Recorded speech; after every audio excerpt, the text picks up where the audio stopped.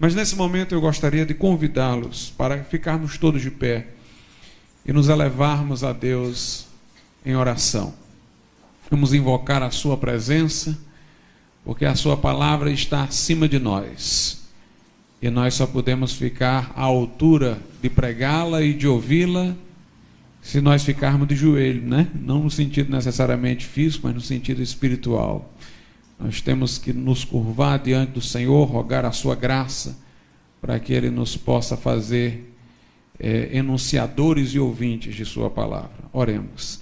Nosso Deus e nosso Pai, nós te louvamos e te agradecemos por tua graça infinita, por teu amor imensurável, pelo teu poder que se aperfeiçoa na fraqueza, pela tua palavra que revela-nos o Senhor Jesus Cristo, a quem amamos e servimos, pelas verdades que nela se contêm. Pedimos-te, ó Pai, que nessa noite o teu Espírito venha nos assistir e transformar em fogo a tua palavra em nossos corações, fazendo-nos arder de devoção para contigo, desejando maior comunhão com o teu Espírito. Que o Senhor faça Cristo exaltado e glorificado nesse lugar, e que aprendamos, ó Pai, a melhor te servir e te amar. É a nossa súplica, em nome do Senhor Jesus Cristo. Amém, Senhor. Vamos abrir as nossas Bíblias, meus irmãos, lá no Evangelho de João. Evangelho de João, capítulo de número 4. Vamos ler ainda de pé, em seguida a leitura, os irmãos poderão sentar-se. João, capítulo de número 4, a partir do versículo de número 19. João 4, a partir do 19. Disse-lhe a mulher: Senhor, vejo que és profeta. Nossos pais adoraram neste monte, e vós dizeis que é em Jerusalém o lugar onde se deve adorar. Disse-lhe Jesus: mulher, crê-me, que a hora vem em que nem neste monte, nem em Jerusalém adorareis o Pai. Vós adorais o que não sabeis, nós adoramos o que sabemos, porque a salvação vem dos judeus. Mas a hora vem, e agora é, em que os verdadeiros adoradores adorarão o Pai em espírito e em verdade, porque o Pai procura tais que assim o adorem. Deus é espírito, e importa que os que o adorem em espírito e em verdade. A mulher disse-lhe: eu sei que o Messias, que se chama o Cristo, vem. Quando ele vier, nos anunciará tudo. Jesus disse-lhe: eu sou, eu que falo contigo. Podeis assentar.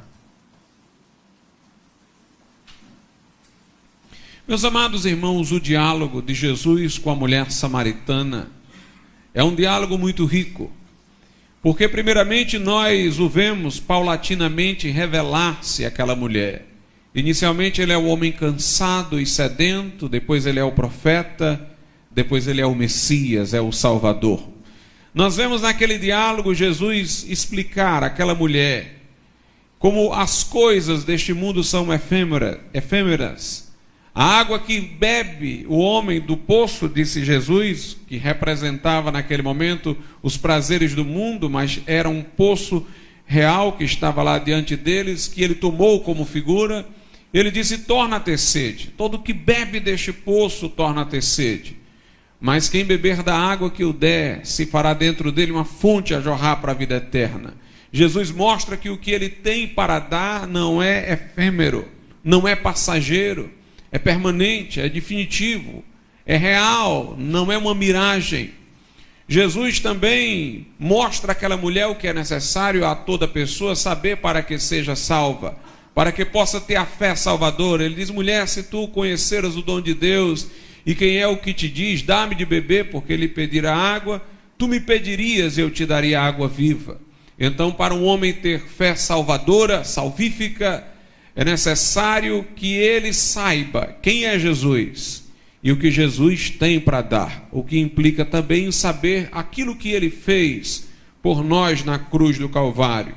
Mas eu, nesta noite, não destaquei nenhuma destas partes do diálogo que até agora fiz referência, mas a parte em que Jesus conversa com a mulher e fala-lhe sobre adoração, sobre culto, algo que nos é muito importante, porque nós fomos não apenas salvos, mas já originalmente criados para adorar. Essa é a razão de existirmos.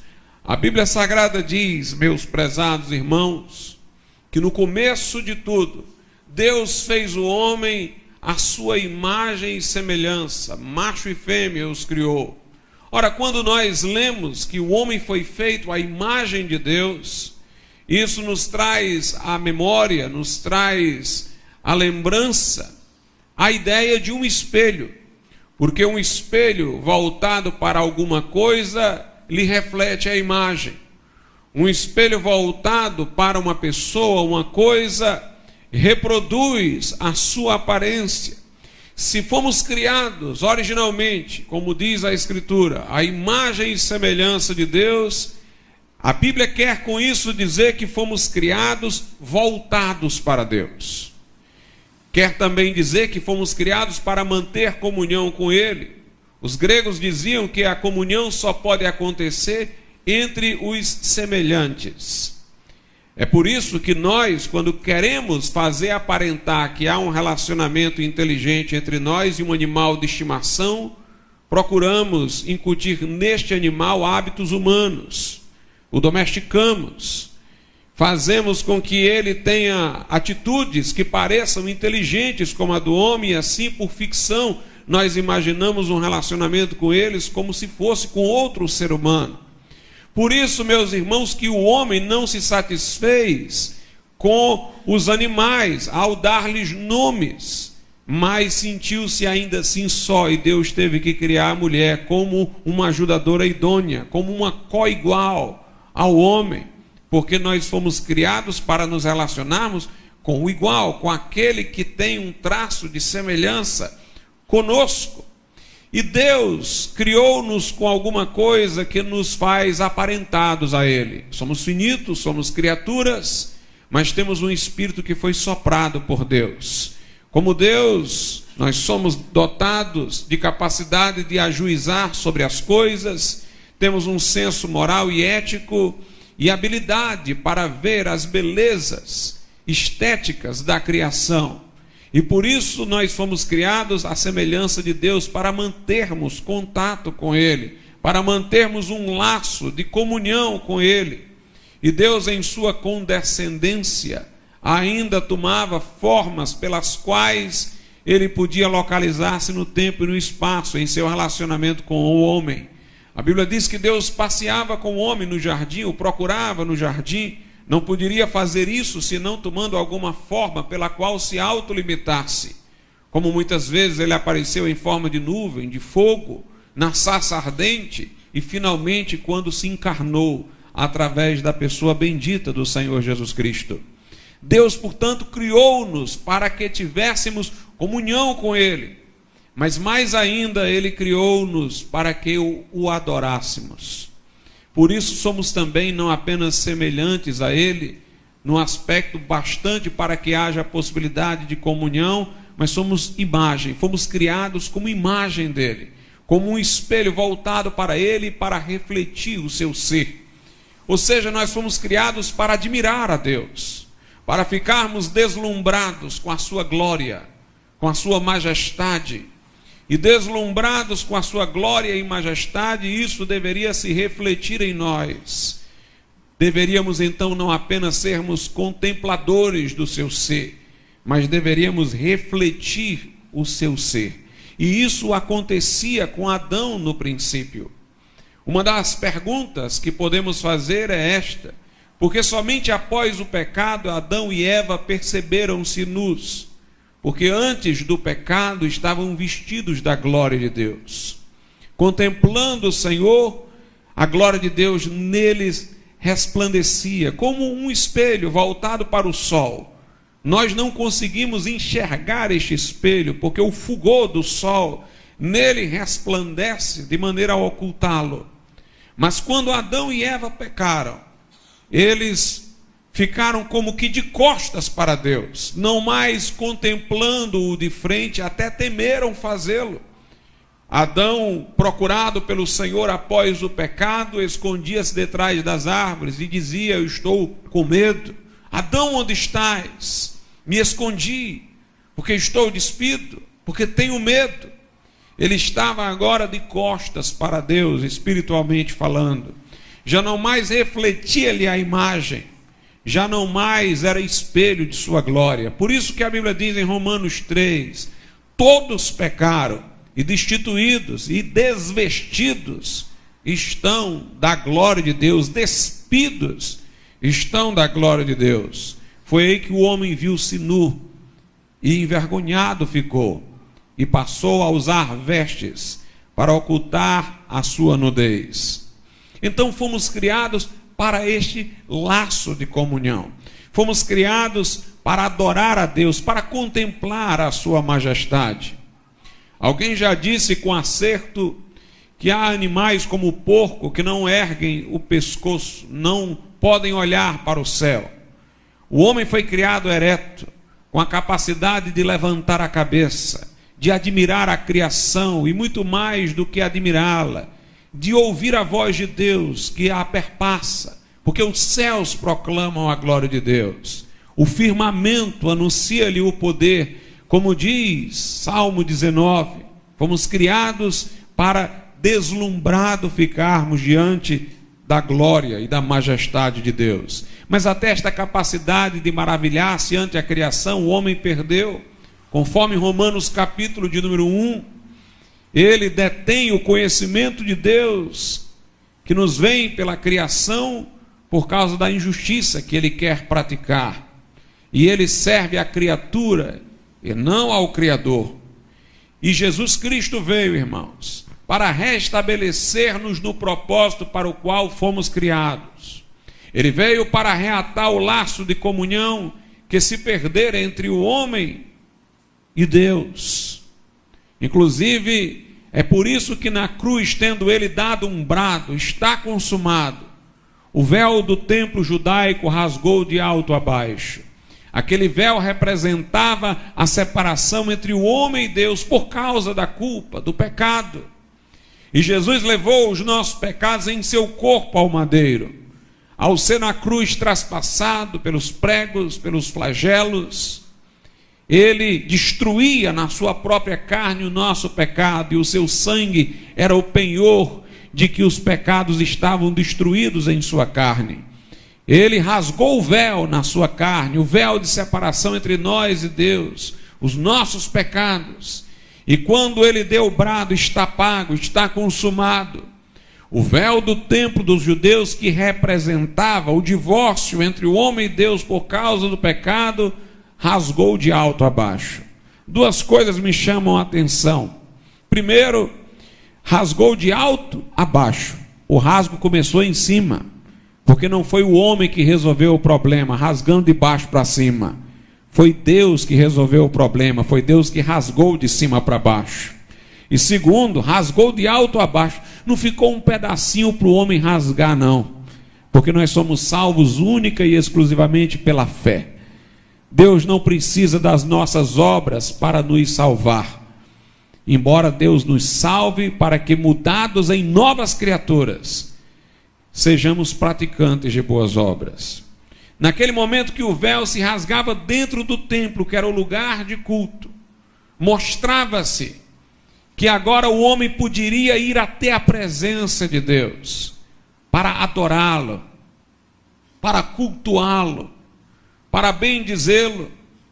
Fomos criados para adorar a Deus, e tendo deixado de ser adoradores, Jesus veio para nos salvar, para que nos tornássemos novamente adoradores. Lá em Efésios 1, diz que a obra de Cristo é para o louvor da glória de Deus, que o que Jesus fez por nós, fomos eleitos, fomos predestinados para filhos da adoção, isso é para o louvor da sua glória, para que nos tornemos adoradores a serviço do Deus Todo-Poderoso. É curioso que os anjos, que como nós foram criados com inteligência e razão, são descritos na Bíblia como adorando a Deus dia e noite. É curioso que a descrição do céu na Bíblia, no Apocalipse, fale apenas de nós estarmos adorando a Deus. Isso deixa claro o propósito para o qual realmente fomos criados, para adorá-lo, para cultuá-lo. Eu sei que aquelas pessoas que não são crentes costumam se indignar com as palavras que eu estou dizendo, porque eles vão replicar: o Deus de vocês é um Deus muito egocêntrico, ele quer que todos fiquem curvados diante dele, adorando-o, dá aos seres criados este motivo de existência em função dele. Mas lembremos-nos que Deus, que criou todas as coisas, é o que sustenta todas as coisas. Nele subsistem as coisas visíveis e invisíveis, tudo ele mantém pela palavra do seu poder. É nele que nos movemos, existimos e respiramos. Quando nós o glorificamos, nós estamos enraizando o nosso ser naquele que nos sustenta. Então nós nos tornamos mais plenos, mais humanos. Deus quer que nós o glorifiquemos para o nosso próprio bem, porque não há outra forma de nós nos realizarmos como criaturas, senão no Criador, que não apenas nos fez, mas nos sustenta, nos mantém, dá sentido, razão às nossas vidas. Deus quer que o adoremos para o nosso bem, para a nossa felicidade, porque não há outro caminho para o homem encontrar sua plenitude, senão sendo um adorador. Quando ele adora a Deus, ele volta-se para aquele que sustenta a sua existência, para aquele que dá sentido à sua vida, e assim ele encontra a sua completude, sua plenitude. Aqui Jesus dialoga com a mulher acerca deste assunto tão importante que é a adoração. No versículo que eu li, iniciando a leitura, a mulher diz: Senhor, vejo que és profeta. Nós temos a imagem do profeta como sendo aquele que prognostica o futuro, anuncia coisas que hão de vir. Mas na Bíblia Sagrada, o profeta é aquele que protesta contra o pecado. Ele pode até anunciar fatos futuros, acidentalmente, ocasionalmente, mas sua missão precípua é a de denunciar o pecado, mostrar a gravidade do pecado, mostrar que a honra de Deus está sendo violada pela desobediência e chamar pessoas, nações, ao arrependimento, à contrição. E Jesus, dialogando com aquela mulher, dissera: chama cá teu marido. E a mulher disse: eu não tenho marido. Jesus disse: disseste bem, tiveste tantos, mas o que tu tens agora não é teu. Apesar de falar de uma forma bem educada, ele não estigmatizou a mulher. Ele disse claramente que aquela mulher estava vivenciando um relacionamento ilícito, não aceitável diante de Deus. Foi nessa hora que a mulher disse: eu vejo que tu és um profeta. Ou seja, eu vejo que tu és daqueles que mostram o pecado e chamam as pessoas ao arrependimento. E aí a mulher já mais aberta, já mais contrita, vendo em Jesus não mais um simples homem cansado que lhe veio pedir água, ela procura aprender mais um pouco. Ela diz: nossos pais adoraram neste monte, e vós judeus, Jesus era judeu, dizeis que é em Jerusalém o lugar onde se deve adorar. Meus amados irmãos, os samaritanos, eles eram da nação de Israel, porém daqueles que pertenciam às 10 tribos. Quando houve a divisão, ficaram 2 tribos de um lado, 10 tribos do outro, e haviam se misturado com outros povos, inclusive culturalmente. E os judeus das 2 tribos que se mantiveram com maior fidelidade dentro da sua área geográfica, onde estava Jerusalém, o templo, eles é que mantinham a memória do reinado de Davi, porque por eles é que a linhagem de Davi continuara a reinar. Os judeus, eles passaram a discriminar os samaritanos, a rejeitá-los. E os samaritanos, por conta disso, limitaram a sua Bíblia. A Bíblia dos samaritanos só tinha o Pentateuco, os 5 primeiros livros de Moisés. E havia uma razão para isso. É que nos 5 primeiros livros de Moisés, os 5 primeiros livros da Bíblia, não havia templo. Havia o tabernáculo, mas o tabernáculo era móvel, você deslocava-o de um lugar para outro. Finalmente, na época de Salomão, foi construído o templo em Jerusalém. E naquele momento foi Deus que dera direção à construção daquele templo e o aprovara. Ali ficara sendo o lugar oficial de culto. Já não mais um tabernáculo que se locomovia, mas um templo fixo. Como os samaritanos não eram do reino que ficou do lado onde havia o templo, eles não queriam fazer concessão aos judeus, dizer que os judeus é que tinham um lugar certo de culto. E aí eles ficaram com o Pentateuco, mas recusaram a inspiração, a canonicidade dos outros livros do Velho Testamento. E aqui nós temos uma coisa interessante. Eles adaptaram a Bíblia, inclusive na seleção de seus livros, ao que lhes era mais conveniente, naquela disputa com os judeus. E quantas vezes, irmãos, pessoas fazem isso também com a Bíblia Sagrada? Eles preferem uma interpretação da Bíblia determinada, não porque seja mais coerente, não porque seja mais legítima, mas porque seja a que mais o favorece naquele momento. Certas passagens da Bíblia incômodas nunca são lidas ou mencionadas. Nós não podemos fazer isso. Nós temos que nos expor à verdade de Deus, como ela é. E os samaritanos adoravam então no monte. Foi aí que a mulher disse: nossos pais adoraram neste monte. Vós dizeis que é em Jerusalém o lugar onde se deve adorar, onde estava o templo. Disse-lhe Jesus: mulher, crê-me, que a hora vem em que nem neste monte, nem em Jerusalém adorareis o Pai. Vós adorais o que não sabeis, nós adoramos o que sabemos, porque a salvação vem dos judeus. Muito embora Jesus vá dizer que há uma nova ordem espiritual no assunto da adoração, ele reconhece que até então eram os judeus que estavam adorando de maneira correta, no templo, o lugar designado por Deus. Ele diz: vocês adoram o que vocês não sabem. Ou seja, vocês adoram não com base na revelação, adoram por uma superstição. É neste monte porque por alguma coisa, porque nossos pais adoraram, por uma tradição. Vocês adoram sem saber. Mas nós, Jesus aqui fala em nome dos judeus, nós adoramos o que sabemos, ou seja, adoramos com base na Bíblia, porque a salvação vem dos judeus, quer dizer, a revelação está com os judeus, eles é que estão com o conteúdo completo da Bíblia, eles é que têm o conhecimento que conduzirá à salvação.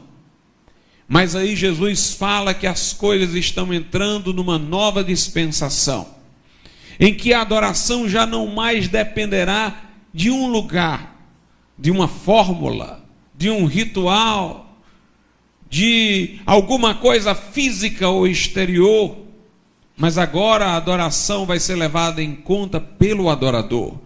E ele diz então, versículo 23, mas a hora vem, e agora é em que os verdadeiros adoradores adorarão o Pai em espírito e em verdade, porque o Pai procura tais que assim o adorem. Agora Deus não está mais prescrevendo um lugar de culto. Na verdade, o culto do Velho Testamento, eu posso dizer, em certo sentido, era apenas um símbolo do verdadeiro culto, porque aquele templo representava apenas o templo que seríamos nós, templo do Espírito Santo. Nós somos o templo de Deus onde quer que nós estivermos, Por isso nós não precisamos de 4 paredes. Podemos adorar a Deus onde estivermos, porque nós somos o templo. Na adoração no templo de Salomão havia muitos símbolos, recursos visuais para um povo que espiritualmente não gozava do que nós temos hoje por meio de Jesus Cristo e precisava de estímulos físicos, exteriores. Mas agora nós não precisamos, nós podemos estar num deserto. Nós não precisamos ver um templo monumental, nós não precisamos ver uma arca da aliança, nós não precisamos ver isso, aquilo. Nós temos um estímulo que vem de dentro, porque o Espírito Santo reside em nós. Os verdadeiros adoradores adorarão o Pai em espírito e em verdade.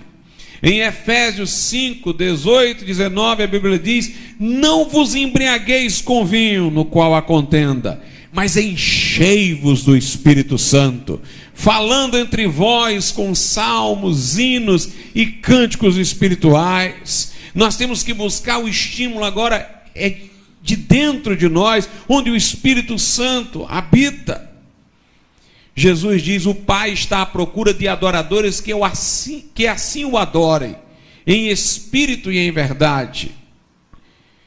E ele diz aqui no versículo 24: Deus é espírito, e importa que os que o adorem em espírito e em verdade. O que seria isso, irmãos? Em primeiro lugar, Jesus diz: Deus é espírito, então devemos adorá-lo em espírito. Ou seja, a nossa adoração deve ser conforme Deus é. Se Deus é um ser espiritual, não físico, nossa adoração deve ser espiritual.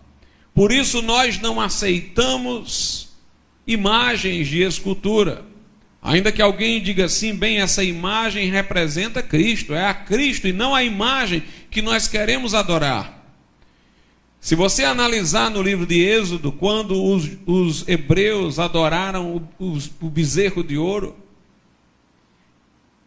se você for ler lá, você vai perceber uma coisa: eles não queriam adorar aquela imagem, eles queriam adorar a Deus. O bezerro é porque na ausência de Moisés, através de quem sensitivamente ele sentiu que Deus estava próximo deles, eles precisaram de outra figura para dar alguma representação física que lhes desse uma sensação de proximidade de Deus, porque eles dizem assim do bezerro: este é o Deus que nos tirou do Egito. Eles dizem: amanhã faremos festa ao Senhor, a Yahvé, referindo-se ao bezerro de ouro. De fato, o bezerro era só uma representação. Pretensamente eles ainda queriam adorar ao Deus que os tirara do Egito. Idolatria não é apenas um culto a um Deus falso, é também um culto falso ao Deus verdadeiro. Deus é espírito.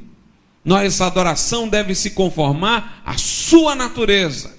Adoremo-lo então em espírito, conforme ele é. Nós, irmãos, devemos atentar para este princípio aqui: a adoração deve ser conforme Deus. Se você vai dar um presente para alguém, não faz sentido você escolher o presente segundo o seu gosto, mas sim segundo o gosto daquele a quem você vai dar o presente. Hoje eu vejo pessoas fazendo coisas esquisitíssimas, a pretexto de louvor, de adoração, mas elas dizem é o que os jovens gostam, é o que as pessoas gostam. Mas quem foi que disse que a adoração é para atender o gosto das pessoas? É a Deus que nós adoramos. Nossa adoração deve ser conforme Ele é. Deve refletir quem Ele é. Preciso que a pessoa que nos veja adorando conheça não dos nossos gostos pessoais, não da nossa personalidade, mas conheça o Deus a quem nós adoramos.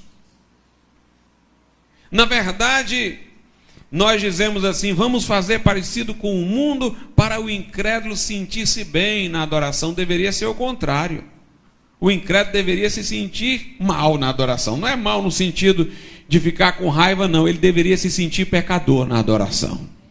Lembram do profeta Isaías? No ano da morte do rei Uzias, Isaías capítulo 6, ele vai ao templo. E ele tem uma visão do Senhor no alto e sublime trono. E ele vê os serafins louvando, adorando, dizendo: santo, santo, santo é o Senhor. Toda a terra está cheia da sua glória. Enquanto eles assim falavam, o lugar se enchia de uma fumaça, uma nuvem, que era a glória de Deus. A base do limiar se movia e Isaías sentiu-se mal. Ele disse: ai de mim, eu sou um homem de lábios impuros, habito no meio de um povo de impuros lábios, e eu estou aqui vendo o rei. Se você não lê corretamente a Bíblia, vai achar que tem um paradoxo aí, porque ele está falando do perigo de ter visto o rei e lamentando-se de seus lábios. Por que ele fala nos lábios? Porque ele está, em outras palavras, dizendo: eu não vou conseguir me juntar a esses serafins para dizer santo, santo, santo. Eu não tenho condições de dar a Deus esta adoração santa. Esse lugar é impróprio para mim. Eu não tenho condição de adorar dessa maneira. Os meus lábios são impuros. Eu habito no meio de um povo de impuros lábios. Eu não posso abrir a minha boca para adorar como eles estão fazendo. Mas a Bíblia diz que sua boca é queimada com uma brasa viva tirada do altar de Deus. Isso é bom para a gente saber que tem fogo no céu, irmãos, não só no inferno. O fogo do inferno destrói, o fogo do céu é aquele que arde na sarça e a sarça não se consome. E quando ele é tocado com o fogo, aí ele diz ao Senhor: eis-me aqui, envia-me a mim, agora eu posso adorar. E por que ele diz envia-me a mim? Porque Deus ali tinha adorador naquela dimensão. Deus queria saber quem ia adorar aqui, junto com os homens. Ele diz: pode me mandar, que eu estou pronto para falar do Senhor, para adorar, para bendizer. Nós precisamos, irmãos, ter essa visão de adoração. A adoração deve ser para a pessoa entrar e sentir sua distância de Deus, o seu pecado. Como diz lá na carta aos Coríntios, capítulo 14, em relação ao culto cristão: se entrar algum indouto ou incrédulo na vossa reunião e todos estiverem profetizando, serão manifestos os segredos do seu coração, e ele cairá prostrado, reconhecendo que verdadeiramente Deus está no meio de vós. Nossa adoração, portanto, deve ser conforme Deus é. Por isso, nossa adoração não deve ser aquela que desperta a sensualidade, a carnalidade. A nossa adoração não deve ser aquela que expressa revolta. Algumas pessoas dizem assim: todos os ritmos, todas as músicas vêm de Deus. Eu corrijo isso daí e ao mesmo tempo admito uma certa verdade. Eu diria que todos os sons vêm de Deus. Mas a maneira como nós combinamos os sons pode ser por uma inspiração divina, humana ou até demoníaca. Deus é que nos dá as plantas, das quais você pode fazer uma droga e você pode fazer um remédio. Deus deu a planta de onde tiram a maconha, mas Deus não fez o cigarro de maconha. Deus, irmãos, fez todos os sons. Mas como nós combinamos os sons? Que inspiração é a que vem? Qual é a inspiração da música? A Bíblia diz: enchei-vos do Espírito, falando entre vós com salmos, hinos e cânticos espirituais. Se tem salmos, hinos e cânticos espirituais, deve ter os carnais, ou então não teria sentido falar em cânticos espirituais. Há músicas que despertam sonhos românticos nas pessoas, muito mais do que o espírito de adoração. E como eu disse, há músicas de revolta. Os roqueiros metaleiros expressam revolta nas suas músicas. Se você for olhar o conteúdo das músicas, vai ver que é um conteúdo de revolta. Um tipo de música violenta é para expressar um estado de insatisfação. A Bíblia diz: quem está insatisfeito, não cante não, ore. Está lá em Tiago. Agora, quem está contente, cante ao Senhor. A nossa música é para expressar contentamento com Deus. satisfação com o que Deus tem feito por nós. João Calvino dizia: a adoração deve ter peso e majestade. É preciso que o mundo veja, enquanto adoramos, quem é o Deus que nós adoramos. É aquele diante de quem nós nos prostramos com tremor e temor, mas é ao mesmo tempo Deus a quem nós nos apegamos. Diante dele nós estamos fascinados e ao mesmo tempo nós estamos em temor. Ele nos aproxima pela fascinação e ao mesmo tempo nos distanciamos pelo temor. Ao Senhor vosso Deus vos apegareis e a ele temereis. Ele é ao mesmo tempo o Deus da graça e ao mesmo tempo é o Deus que está enchendo a terra, o céu e o céu dos céus. Nós devemos adorar de uma maneira que revele a nossa gratidão pelo Deus gracioso e nossa admiração pelo Deus excelso. Jesus disse: Deus é Espírito. Importa que os que o adorem em espírito, note, e em verdade. Devemos adorar a Deus em verdade, isto é, baseados na palavra de Deus. Se a primeira parte da oportunidade é que falemos da melodia, a outra da oportunidade é que falemos, irmãos, da letra. A letra das nossas músicas, daquilo que dizemos a Deus, deve estar em conformidade com a palavra de Deus. Nossa adoração deve ser em verdade. Jesus disse: Pai, santifica-os na tua palavra, a tua palavra é a verdade. Nós devemos adorar a Deus, irmãos, conscientizados de quem Deus é pela Bíblia, para que enquanto estivermos adorando, não estejamos imaginando um outro Deus, que não é o da Bíblia. Porque Deus não é semelhante a ouro nem a prata, disse Paulo, mas também não é semelhante à arte nem artifício da imaginação dos homens. O nosso Deus tem que ser o Deus revelado e não o Deus imaginado. O Deus da Bíblia, o Deus da palavra de Deus, não o Deus das nossas concepções, opiniões, do nosso achismo, mas o Deus conforme revelado nas Sagradas Escrituras. Por isso nós temos que conhecer a Bíblia para conhecer a Deus. Conhecer a Deus conforme Ele se revela nas Escrituras Sagradas, na pessoa de Jesus Cristo. Adoração a Deus em verdade, em espírito e em verdade. Isso que eu estou dizendo, entretanto, não tira o fervor da adoração. Nós devemos adorar a Deus fervorosamente, adorar com reverência, com santo temor, adorar a Deus de acordo com a sua natureza e adorar a Deus com fervor e alegria. Adorar a Deus, irmãos, com todo o nosso ser. Bendize, ó minha alma, ao Senhor, e tudo que há em mim, bendiga o seu santo nome. Davi está brigando com a alma dele aí. Davi está dizendo: minha alma, que negócio é esse? Que frieza é essa aí? Bendiz. Está esquecida? Ele é quem perdoa todas as tuas iniquidades. Ele é quem sara todas as tuas enfermidades. É uma das coisas que eu gosto no livro de Salmos, irmãos, é que o salmista briga com a alma. Por que te inquieta dentro de mim, ó minha alma? Espera em Deus. Bendize, ó minha alma, ao Senhor. Deus reclama de nós, irmãos, todo o nosso ser. Buscar-me-eis e me achareis, diz o Senhor, quando me buscardes de todo o vosso coração. Jesus disse que deveríamos amar o Senhor com todo o nosso coração, com toda a nossa alma, com toda a nossa força. O salmista diz: até a minha carne clama pelo Deus vivo. E nós vemos lá no Apocalipse que a adoração no céu vai ser uma adoração reverente. E vai ser uma adoração, irmãos, fervorosa. Vamos ver aqui algumas passagens da Bíblia Sagrada. Apocalipse, capítulo de número 4, a partir do versículo de número 8.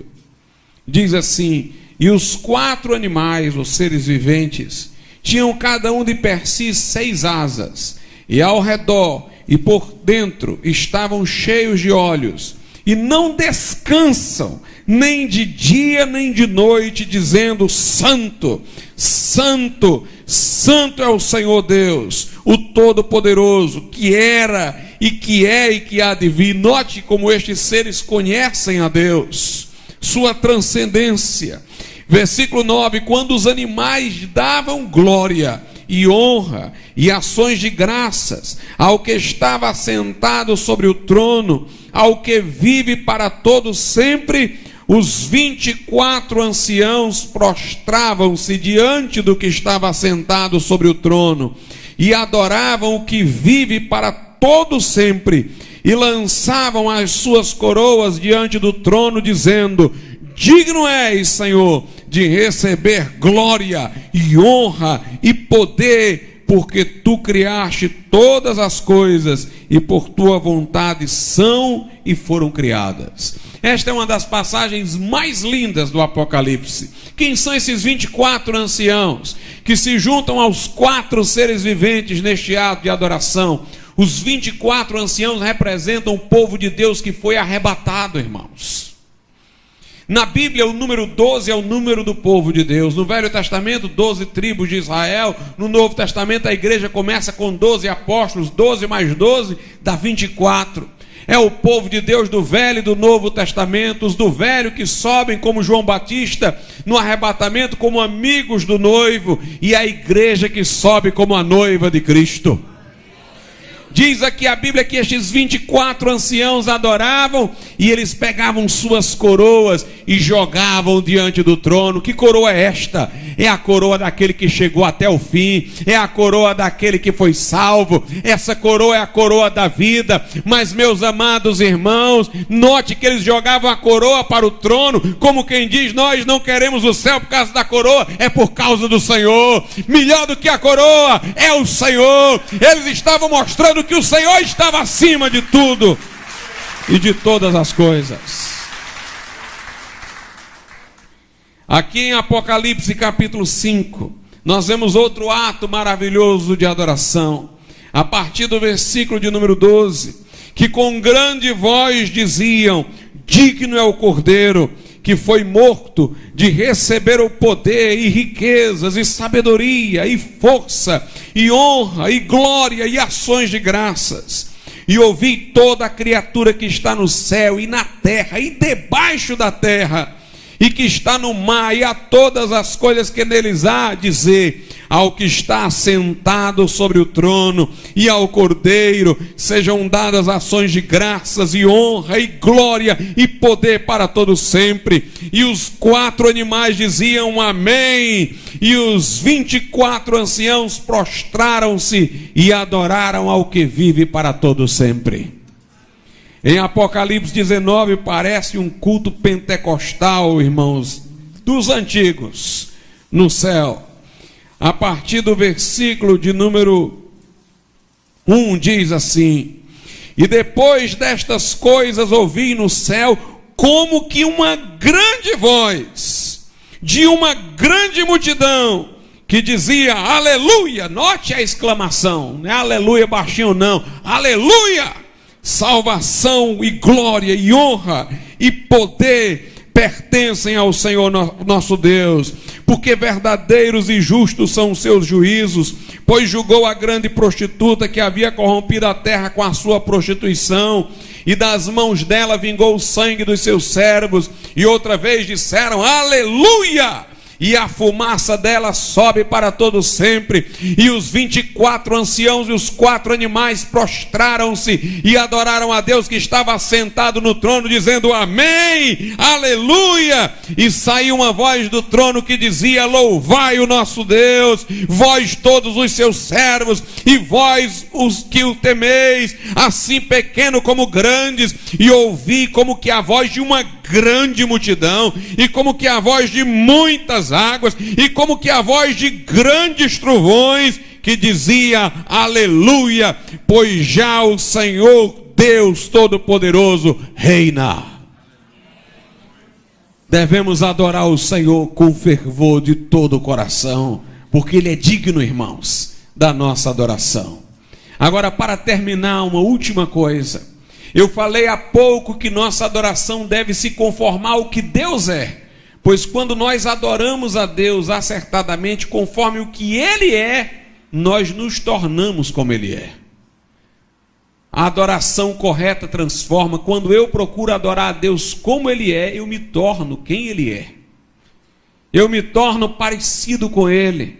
É o que diz a Bíblia na segunda carta aos Coríntios, capítulo de número 3, versículo 18. Que diz assim: mas todos nós com o rosto descoberto, refletindo como espelho a glória do Senhor, somos transformados de glória em glória na mesma imagem como pelo Espírito do Senhor. A minha tradução aqui corrigida, ela está de acordo com a tradução de Erasmo de Roterdã. Mas a tradução de Calvino, que aparece em outras versões, não diz refletindo a glória, diz contemplando a glória. Contemplando a glória do Senhor, mas são complementares. Enquanto eu contemplo a glória do Senhor, eu reflito a glória do Senhor. Eu vou sendo transformado de glória em glória na mesma imagem. Eu tenho que contemplar a Cristo, em quem a glória de Deus se manifesta em sua face. A Bíblia fala que nós contemplamos a glória de Deus na face de Jesus Cristo. Enquanto eu contemplo o Senhor Jesus, enquanto eu o admiro, eu o adoro, deslumbrado, fico diante dele, eu vou refletindo a sua imagem. E vou sendo transformado de glória em glória naquilo que Ele é. Por isso, meus irmãos, a verdadeira santificação não é legalista. Não é fazer uma série de resoluções e se determinar a cumpri-las pela força de vontade e a capacidade humana. É simplesmente você amar o Senhor, ficar maravilhado com Ele, deslumbrar-se diante de quem Ele é, ficar tendo toda hora no coração e na sua mente. Enquanto isso acontece, você vai fazendo o que Ele faria, você vai se tornando como Ele é, espontaneamente, naturalmente. Por isso, no dia do juízo das nações, Jesus vai dizer assim para os justos: tive sede, me deste de beber, tive fome, me deste de comer. E os justos vão dizer: Senhor, quando é que foi isso mesmo? Porque eles não fizeram planejadamente. Era a natureza deles que fazia brotar aquele comportamento. A Bíblia fala no fruto do Espírito, não na obra. Obra é diligência, fruto é natureza. Uma árvore não se esforça para dar fruto, simplesmente o dá. Quando nós andamos no Espírito, ou seja, contemplando o Senhor, admirando quem Ele é, o que Ele fez, maravilhados com Ele, tendo toda hora na nossa mente e no nosso coração, a Bíblia diz: pensai nas coisas que são de cima, buscai as coisas que são de cima, onde Cristo está. Então nós vamos nos tornando o que Ele é. E tal qual Ele é, vamos sendo nós no mundo. Portanto, irmãos, fomos salvos para adorar. Não vamos adorar apenas aqui na igreja. Não vamos adorar apenas quando os instrumentos nos assessoram. Vamos adorar em casa, vamos adorar no nosso quarto, vamos adorar no nosso trabalho, vamos tê-lo em mente permanentemente, porque Ele é digno de tudo que temos dentro de nós. Vamos nesse momento orar ao Senhor. Fiquemos de pé. Soberano e altíssimo Deus, Senhor da glória, damos-te graça, Senhor, nesse momento pela obra de Cristo no Calvário, que rasgou o véu, abriu o caminho, nos recolocou no propósito, missão para o qual fomos criados. Que possamos nós ser um espelho que reflete, Senhor, a Tua glória. Que possamos, ó Deus, cumprir o nosso papel de adoradores. Não apenas, ó Deus, pela verbalização, não apenas pela presença em cultos, mas por uma atitude permanente do nosso coração, de olhar para cima, de contemplar aquele que habita nas alturas, que está à destra do Pai. Que possamos nós, Senhor, nessa condição de adoradores, projetarmos ao mundo a imagem de Cristo. E que possamos ver, Senhor, transformações nas nossas vidas. É o que te pedimos, te agradecendo por tudo no nome bendito de Jesus. Amém, Senhor.